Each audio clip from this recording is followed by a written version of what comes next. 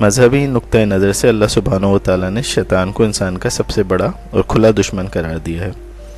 اور اس کو یہ قوت دی ہے کہ وہ انسان کے اندر اس کے خون کے ساتھ دوڑتا ہے، اس کے دماغ پر رسائی رکھتا ہے اور دماغ ہی کے ذریعے انسانوں کو قابو میں کرنے کی کوشش کرتا ہے۔ یہ کوشش اس کے وسوسوں اور پھونکوں کی صورت میں ہوتی ہے۔ انسان کی روح براہ راست لافانی حقیقت اور قدرت کے ساتھ وابستہ ہوتی ہے، مگر جسم اور نفس پر شیطانی اور دماغی وسوسے اور خیالات اس لافانی حقیقت اور قدرت سے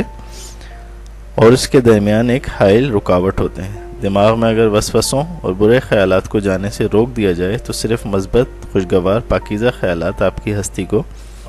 براہ راست خالق سے ملانے میں معاون و مددگار ہوتے ہیں۔